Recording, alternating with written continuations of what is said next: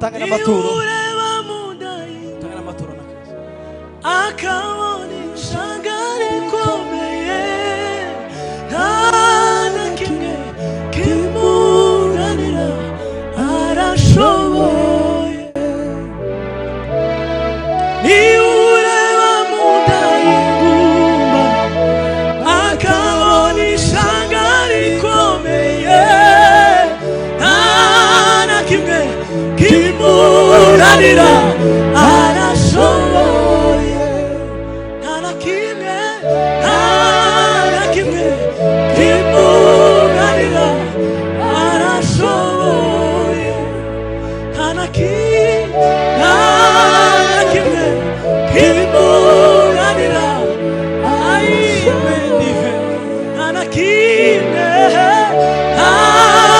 kimwe kimunanira arashoboye. Tuzamure Imana icubahiro. Haleluya wa haleluya. Niwe ureba mu nda y'ingumba akabona ishangare rikomeye nta kimwe kimunanira arashoboye. Nta kimwe kimunanira arashoboye. Haleluya haleluya. Nangizaga muri cya gitero. Tanga n'amaturo. Tanga n'amaturo na Kristo. Akabona ishangare rikomeye nta kimwe kimunanira arashoboye. Niwe ureba mu nda y'ingumba akabona ishangare rikomeye nta kimwe kimunanira arashoboye. Nta kimwe kimunanira arashoboye. Nukuri nta kimwe we nta kimwe kimunanira arashoboye. Nta kimwe kimunanira arashoboye.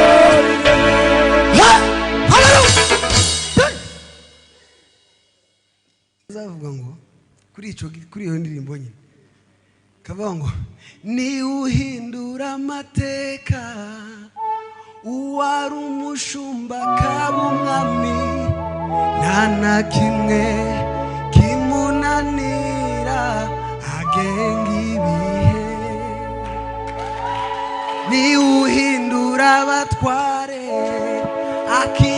akimika abami mu gihe cye nta na kimwe kimunanira agenga ibihe. Niwe ureba mu nda y'ingumba akabona ishangare rikomeye nta kimwe kimunanira arashoboye. Haleluya.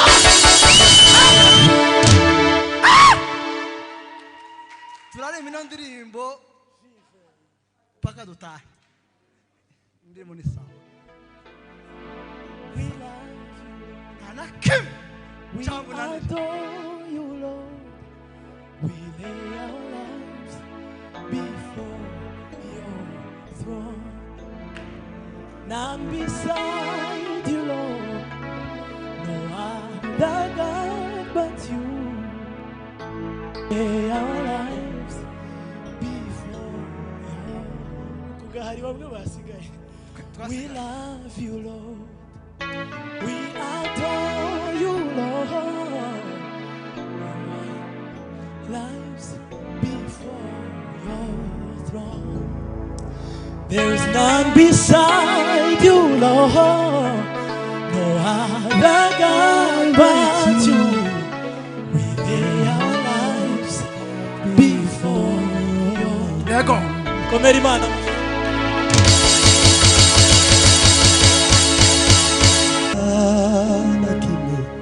Kimu kimunanira arashoboye. Niwe ni ureba munda y'ingumba akabona ishyanga rikomeye, nta na kimwe kimunanira arashoboye. Nta na kimwe kimunanira arashoboye. Hallelujah. Hallelujah. Nta na kimwe cyamunanira.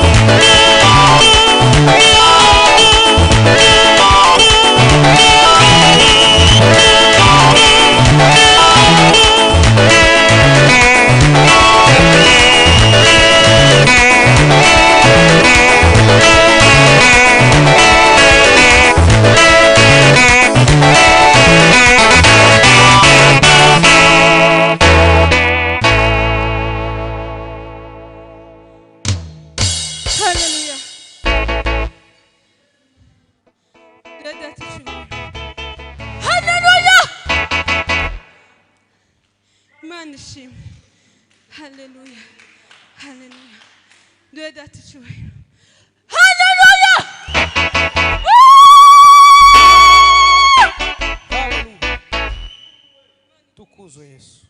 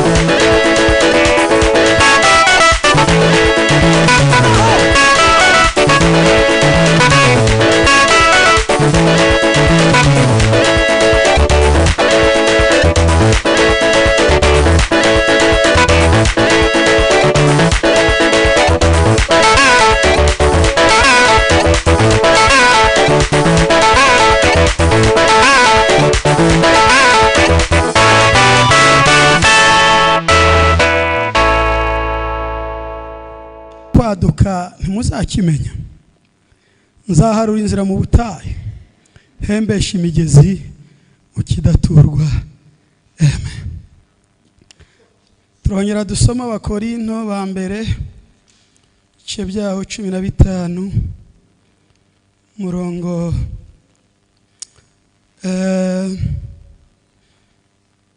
wa mbere tugeze wenda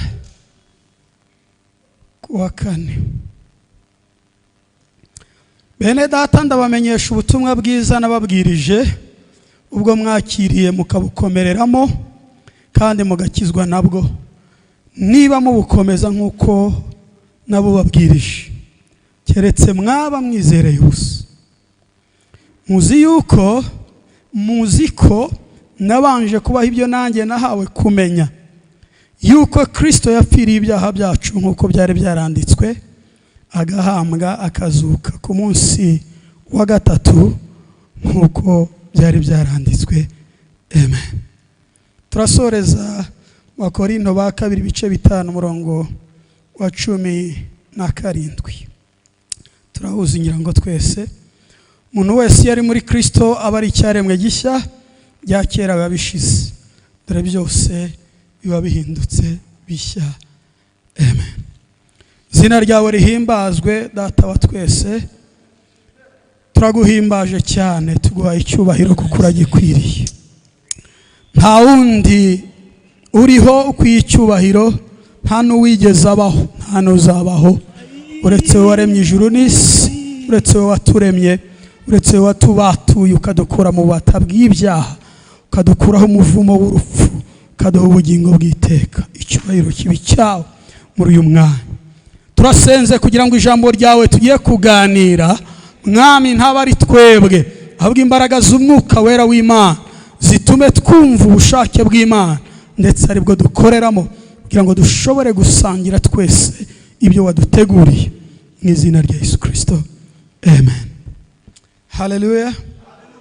Nitwa Mboniga Dieudonné, ni umuturage wa hano hirya Kanombe mu Busanza.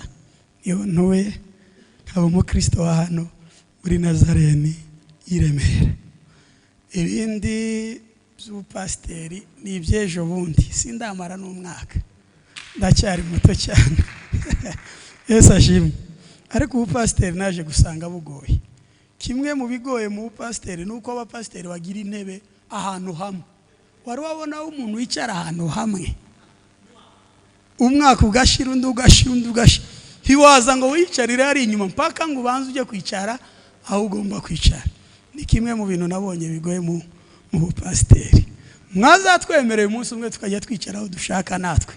Uzi ko ari twe tutagira uburenganzira bwuzuye mu rusengero, abandi bose bagira uburenganzira, ariko twebwe ntabwo. Imana ishimwe ko ariko yabigennye, ariko ga mujye mudushyiriramo mujye mushyiramo flexibility, natwe tumere nk'abandi. Niko kwisi. Ejo nariyiziye nicarana n'umugore wanjye, baranga ngo sinicara hari. Barabona umuntu wamubuza kwicara n'umugore we kubwo ari pasiteri, ariko nakari kanyuzemo, ndukumeze nyine nta kundi. Bwana asifiwe. Turaganira mu minota mikeya. Muri iki gihe turi mu masengesho y'iminsi 21 h'itorero, by'umwihariko ndanashimira abashumba kuba barahisemo kutugira icyizere kugira ngo tuganire ijambo ry'Imana uyu munsi, ndetse bafatanije n'ubuyobozi bw'Abanaziri. Imana ibaho umugisha cyane. Yesu ashimwe. Ntabwo ari ibintu bisanzwe, ni ibintu umuntu akwiye guha agaciro cyane, kubera yuko n'ubuntu Imana iba yagiriye umuntu kugira ngo ashobore guhagarara imbere y'abandi, kugira ngo dushobore gusangira iby'ijambo ry'Imana. Kandi umuntu wese yaganira, umuntu wese yahabwa uyu mwanya. Gusa nyine twese ntitwawubonera rimwe, ni ukuvuga ngo namwe munsi wanyu nugera muzawuhabwa. Siko bimeze? Haleluya. Turaganira aya magambo, twari tuvuze ko turi mu masengesho, kandi umutwe w'ayo masengesho ukubiye muri kiriya cyanditswe twasomye muri Yesaya ya 43 umurongo wa 18 ndetse n'uwa 19. Haleluya. Uvuga ngo ibya kera mureke kubyitaho, n'ibyashize mugerageze kubyibagirwa, kubera yuko ngo ndaza gukora ikintu gishya hagati muri mwe. Hanyuma hari aho yabajije ikibazo aravuga ngo mbese ko kigiye kwaduka ntimuzakimenya. Aho ngewe niho nasigaye cyane ndibaza ngo ese iyi Imana ikoze igishya mu bantu, abantu barakimenya cyangwa ntibakimenya? Iyi Imana ikoze igishya, iyi Imana ikoze ikintu kidasanzwe ku buzima bw'umuntu, umuntu arakimenya. Imana kwifite imbaraga zo gukora, kwifite ubutware bwo gukora, kwishoboye gukora ibyo yagambiriye gukora ku muntu, kwishoboye guha umuntu umugisha nk'uko bahoze babitubwira. Ese ibyo bigeze ku muntu, umuntu arabimenya, umuntu abiha agaciro, umuntu arabyemera, umuntu arabyakira, umuntu hari icyo bikora ku mutima we, umuntu hari icyo bihindura. Nimba yakoze igishya ishaka ko hari igihinduka ku muntu, ese ko ku muntu kiramuhindura cyangwa kimusiga uko yari ameze? Nuko Bwana asifiwe. Ngumya kubitekereza rero, umwuka arambwira ngo reka nkubwire akantu gatoya uzaganira n'itorero bakwiye guhora bibuka iteka, kandi ni ikintu kizwi gisanzwe. Ariko birira umwuka arambwira ngo bariza abantu ngo ese bajya babitekereza, babiha agaciro, barabizi cyangwa ntibabizi? Icyo ni igiki? Ni ubutumwa bwiza twakiriye. Ubutumwa bwiza bwaje muri twe, turabwemera. Ese tubuha agaciro? Turabizi ko ari ikintu gishya kidasanzwe gikomeye kitagombaga gushoboka, ariko Imana yakoze kuri twebwe, turabyemera, tubiha agaciro muri twebwe. Byaraduhinduye cyangwa ntibiraduhindura? Bwana asifiwe. Twasomye amagambo hano muri iki gitabo, muri urwandiko Paul si we wabyanditse wenyine. Ko iyo usomye ku murongo wa mbere w'igice cya mbere cy'aba Bakorinto, usanga avuga ngo Niwe Paul ngo ndetse na Sositene mwene data. Bwana asifiwe. Nibo bavuze aya makuru bashaka kuyabwira aba bantu b'i Korinto, ariko bashatse kubandikira bitewe n'impamvu zitandukanye. Ndavuga impamvu 5 zatumye babandikira. Icya mbere, ahangaha muri iri torero ry'i Korinto ngo harimo ibibazo bijyanye n'amacakubiri. Amacakubiri, bamwe bavuga ngo njyewe ndi uwa Paul, abandi bakavuga ngo njye ndi uwa Apollo, abandi bakavuga ngo njyewe ndi uwa Kefa. Ngo havuka amacakubiri, abantu basa nk'abavurunganye. Noneho Paul ndetse na Sositene bashima kubandikira kugira ngo babumvise uko bakwiye kubaho batabayeho mu buzima bw'amacakubiri. Arababwira ngo njyewe na Apollo ndetse na Kefa turi abagaragu b'Uwiteka, turi abagaragu ba Kristo. Kristo niwe rufatiro. Aho mwubatse, twebwe twaraje twubaka kuri urwo rufatiro, ariko Kristo ni ukuvuga ngo ari nje, ari Kefa, ari Apollo, ntacyo turi cyo. Ufite icyo ari cyo ni Kristo. Haleluya! Kubera izo mpamvu Kristo niwe ukwiye kwizerwa, Kristo niwe ukwiye kwemerwa, Kristo niwe ukwiye kwakirwa, Kristo niwe ukwiye kuvugwa, Kristo niwe ukwiye gukorerwa, Kristo niwe mukwiye gusanga. Ntabwo mukwiye kunsanga nge Paul, ntabwo mukwiye gusanga Apollo, nta nubwo mukwiye gusanga Kefa. Musange Kristo, niwe rufatiro. Haleluya! Kandi niwe mukwiye kubakaho kugira ngo mukomere. Ahandi yose ntihafatika, ntihakomeye. Mwubake kuri Kristo, mumenye Kristo, mutumbire Kristo. Bwana asifiwe. Kibazo cya kabiri, mu Bakorinto ngo hari haradutse ubusambanyi bwo ku rwego rwo hejuru. Ubusambanyi bukomeye ku buryo uhereye ku gice cya 5 haraba ngo hariho ubusambanyi ngo buteye ukuntu, ngo ku buryo byageze naho ngo umwana yasambanaga na mukasi ngo bakaryamana. Bwari ubusambanyi ntazi niba muri iki gihe buhari, ariko n'iki gihe nticyoroshye. Ndagira ngo cyoroshye ba wenda si uwo mutindo w'ubusambanyi, ariko nabwo ntibworoshye. Kandi kibabaje nuko buza ukagera no mu nzu y'Imana bukagera no mu bitirwa izina rya Kristo bakijijwe bakagendera mu busambanyi. Ariko Paul arababwira ngo mwebwe imibiri yanyu mukwiye kumenya ko ari insengero z'umwuka wera uba muri mwebwe. Nuko rero ngo mutume imibiri yanyu ihimbaza Imana. Mutume imibiri yanyu ihimbaza, ntimukoreshe imibiri yanyu uko mwishakiye. Kandi mumenye yuko iyi mibiri yacu twambaye ubunyine izahindurwa. Ubwo Kristo azerekanwa tuzahindurwa, tuzasa na Kristo, tuzambara ndetse indi mibiri imeze nk'iy'abamarayika. Uyu mubiri ubora ubwo uzaba wambaye kutabora, uyu mubiri upfa ubwo uzaba wambaye kudapfa. Tuzambikwa indi mibiri. Harabwira ngo iyi mibiri ntabwo ari imibiri mukwiye gukoresha uko mwishakiye. Yageze naho babwira ngo iyi mibiri ngo ni isengero, ngo niyo mpamvu ngo umuntu usenya utsemba urusengero rw'Imana, Imana nayo izagira gute? Ujye usambana ariko umenye ko ufite ibibazo. Umuntu utsemba urusengero rw'Imana, Imana nayo izamutsemba. Kandi urwo rusengero ngo ni imibiri yayo. Imana itugire neza. Kibazo cya gatatu, bari bafite ikibazo ngo kigendanye n'inda ibyo kurya. Ngo bari bafitanye ikibazo, noneho ugasanga ngo hari abantu bamwe bashima ko barya ibiryo byaterekerejwe ibigirwamana, inyama zaterekerejwe iki ibigirwamana.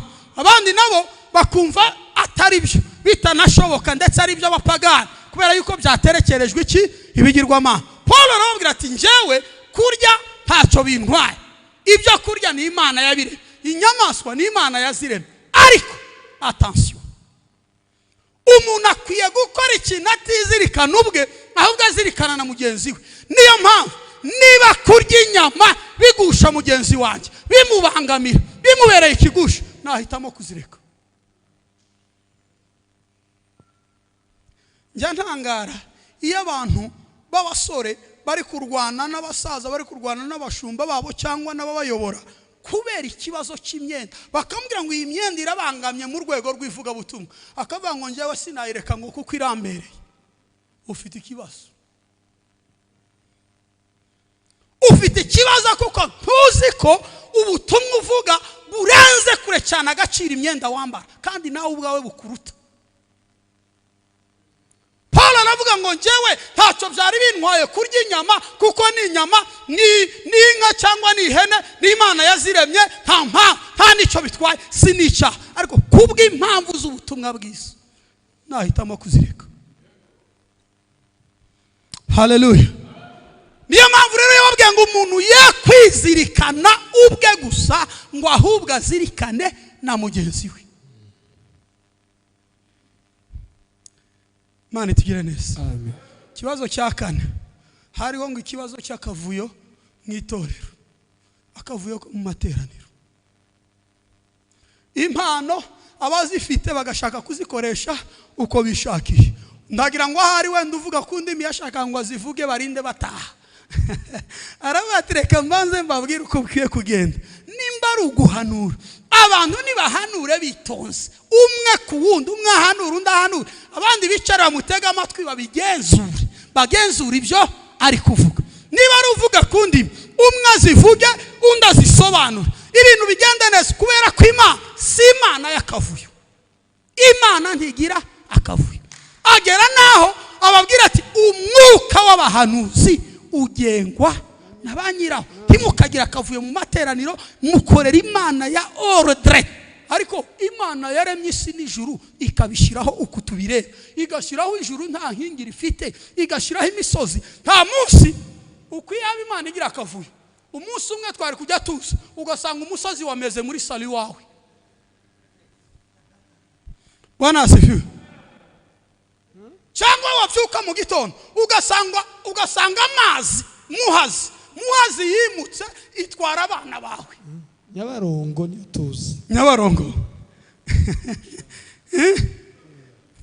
Uko Imana ibigira akavuyo. Ubu nyine yari kuvuga ngo minota 5 igiye kuza ikadutereka mu muhanda. Ariko ni Imana igira ordre. Uko yagennye ibintu niko bikorwa, niko yabiteye, niko biguma. umuhungu aba ari umuhungu, umukobwa akaba umukobwa, umugabo akaba umugabo, umugore akaba umugore. Muri iki gihe abantu bagize akavuyo, ujya usanga umuntu avuka ari umukobwa agashaka ngo abe umuhungu. Ariko bizakugora abacu, kandi byaranabagoye nyine.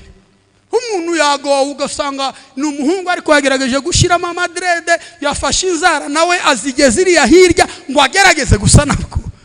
Uko Imana yakugize nuko gumuko nguko. Haleluya! Kandi Imana yaguha impano, Imana yaguha ku bice 12 yarababwiye ngo impano dufite ngo twebwe tumeze nk'ingingo zigize umubiri umwe. Ngo niyo mpamvu ingingo kubera ko zidashobora gushwana ngo ijisho rivuga ngo sinkora iki cyangwa ugutwi ngo sinkore, namwe muri ingingo zigirirana nk'itorero. Niyo mpamvu impano mufite mwazihawe kugira ngo zifashe itorero, ntabwo mwazihawe kugira ngo umwe aziratane, umwe avuga ngo ndakomeye, umwe avuga ngo ndumushumba, ndavuga ngo ndumudiyakono, ndavuga ngo njyewe nzi kuririmba neza, undi ngo nzi kubyina cyane ngo mikrofone ni yanjye. Si icyo cyatumye Imana ibigu. Ashaka ngo mwitorero habemo order. Agera naho ababwira igihe bagiye kwigaburo ryero kwifungura, arababwira ngo ntimukaryana akavuyo. Hari n'abantu baryana akavuyo. Ugomba kurya witonze, uretse no kuvuga ngo ni mwigaburo ryera habe ni iwawe. Tukarya ukanje ibintu wasamye ngo abantu barebe mu kanwa ibyo uri ukanje, cyangwa bamwe bavuga ku buryo adashobora kuruhuka niyo ibiryo bikiri mu kanwa bari kuvuga. Uratera abantu iseseme, wavuze witonze. Wariye neza ku ibiryo bitaguhunga. Kandi yewe iyi Imana iza kubigira akavuyo, wari kujya ushyira ibiryo ku meza bigahunga bikirukanka, ukabyiruka inyuma, wajya kubifata bikameneka.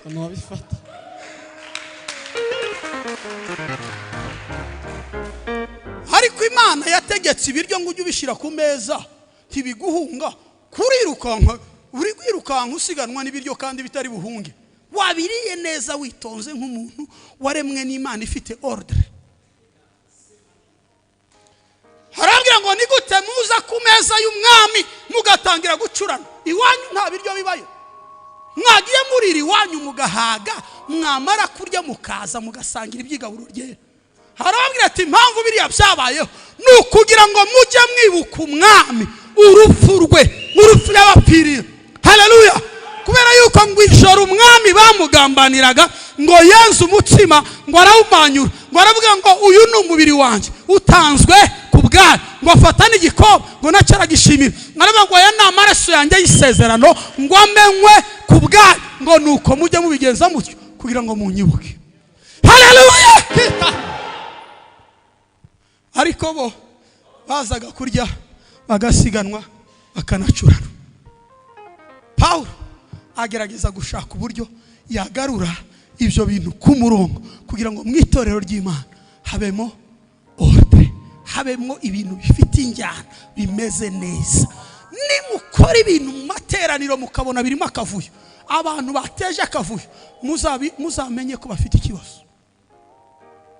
Muzamenye ko ubukristo bwabo bugomba kugenzurwa neza, bugomba gushyirwa kuri timasi. Takavuye Imana igira. Bwana asifiwe. Haleluya! Kibazo cya nyuma bari bafite ari nacyo nshaka kuvugaho, ngo bari bafite ikibazo yuko abantu bapfuye batazuka, kubera yuko ngo bigishaga ibya Yesu, bakavuga ngo Yesu yarapfuye ndetse arazuka. Abantu ngo bakavuga ngo ntibishoboka, ngo ni gute umuntu yapfa akongera akazuka. Arababwira ngo reka noneho mbabwire neza, mbabwize nimba ari bimwe bajyavuga ngo nuko babwiza iry'inani, reka mbabwire nyakubabwira. Arababwira ngo yewe mw'Abakorinto, mw'atorero ry'Ikorinto, niba Kristo atarazutse n'ubutumwa tuvuga ntacyo bumaze. Niba Kristo atarazutse ibyo twababwiye nta shingiro bifite. Niba Kristo atarazutse n'abasinziririye muri we nabo bazahera iyo ngiyo. Ariko arababwira ngo reka mbabwire ngo Kristo yarazutse, ngo kandi we muganura bo basinziriye. Haleluya! Agerageza kubibutsa rero ngo reka mbabwire nongere mbamenyeshe ubutumwa bwiza nababwirije, mushobora kuba mutarabwumvise. nababwiye ubuhe? Narabubabwiye murabumenya ndetse mubukomereramo buranabakiza, ngo niba mubukomeza nk'uko nabubabwiye. Mfite ikibazo gikomeye cy'uko abantu bashobora kuba barumvise ubutumwa bwiza ariko ntibabukomeze nk'uko Imana yabwandikishije mu ijambo ryayo. Paul yandikiye Timoteyo arambwira ngo ibyanditswe byera byose byahumetswe n'Imana, ndetse ngo bifite umumaro wo kugira gute? Bwana asifiwe. Kwigisha umuntu, kumwemeza ibyaha bye, kumutunganya, kumuhindurira gukiranuka, ngo kugira ngo umuntu w'Imana abashyitse rwose, ngo afite ibimukwiriye byose, kugira ngo akore imirimo myiza yose. Bwana asifiwe.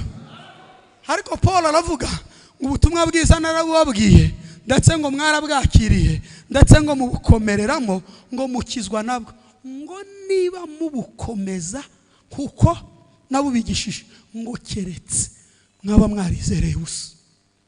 Naje kwibaza ntariko ntiwasanga hari abantu mu itorero bahari ariko bizereye ubusa. Buri harimo ubwoko biri bwo kwizera. Habaho kwizeza umutima, habakaba no kwizeza umutwe, kwizeza ubwenge no kwizeza umutima. Ijambo ry'Imana, ijambo Imana yavuze turyizeza umutima. Haleluya. Paul yandikiye Abaroma arabwira ngo kwizera kuzanwa no kumva, ndetse ngo kumva ijambo rya Kristo. Iyo wijeje umutima wawe ukabyatuza akanwa kawe ko Kristo ari umwami, urakizwa. Paul arababwira ngo narabibabwiye, mwarabyumvise, mwakomejwe nabyo, mubikomeremo bibahesha agakiza, ariko ngo niba mubikomeza kuko nabibabwiye, ngo keretse niba mwarizereye ubusa. Sinzi niba abantu batarizereye ubusa. Kwizera wijeje umutima, wamenye Imana, ubyakira mu mutima, urabihamya, urabibwiriza, ubigena nibyo bikuyobora, nibyo bikugize. Icyo nicyo gisha Imana yakoze ku buzima bwawe. Twaririmbye ngo utarigeze kumenya icyaha, niko nabiri ivuga, ngo utarigeze kumenya icyaha, Imana ngo yamuhinduye kuba icyaha ku bwacu, ngo kugira ngo muri we duhinduke gukiranuka kw'Imana. Bwana asifiwe. Kwizera ko mu mutima niko Imana ishaka. Kwizera Kristo wapfiriye ibyaha by'abantu. Mu butumwa bwiza harimo ibintu nka bine. Icyambere, ubutumwa bwiza buvuga ko Kristo yapfuye. Kristo yarapfuye, kandi yapfuye uruhe rupfu. Ntiyarwaye malaria, ntiyaguye mu mazi, ntiyarwaye igituntu, ntiyarwaye bwaki, yapfuye ku musaraba. Ariko yapfuye ku musaraba kubera iki? Kugira ngo abe igitambo n'impongano y'ibyaha by'abantu. Bwana asifiwe. Ubutumwa bwiza buvuga ko Kristo yapfuye. Icya kabiri, ubutumwa bwiza buvuga ko Kristo yapfiriye ibyaha by'abantu. Bwana asifiwe. Icya gatatu, buvuga ko Kristo yabambwe, yahambwe ikuzimu. Icya kane, buvuga ko Kristo yazutse. Nutagira izo ngingo mucyo wita ubutumwa bwiza, uracyari kure, nturabumenya. Ariko nubumenye uzabukubiramo ibyo bintu. Kandi Yesu yapfuye ku bwawe. Haleluya. Kwizera kwa kabiri ko kwizeza umutwe, Bibiliya iravuga ngo n'abadayimoni barakugira. Usomye muri Yakobo 2:19 haravuga ngo wizera ko Imana ari imwe. Ngo ya n'abadayimoni ngo barabyizera, ngo kandi bagahinda umushyitsi, baza amakuru yose y'Imana, bazi Imana, imbaraga zayo no gukomera kwayo, kandi ngo bagatitira, bagahinda umushyitsi. Wowe uranabizi ariko ntunagira n'ubwoba, ukora ibyaha uko wishakiye, kandi ubizi ko Imana iteye ubwoba. Bene uko kwizera ngo nuko abadayimoni, uko niko kwizerera ubusa. Nukumenya Imana ariko ntukore ibyo ishaka gukora, wizereye ubusa. Ariko Paul yandikira Abakorinto muri urwandiko rwa kabiri arabwira ngo umuntu iyo ari muri Kristo Yesu ababaye cyaremwe gishya, ibya kera ngo yabishize byose bigahindurwa bishya. Nagira ngo nkubwire ngo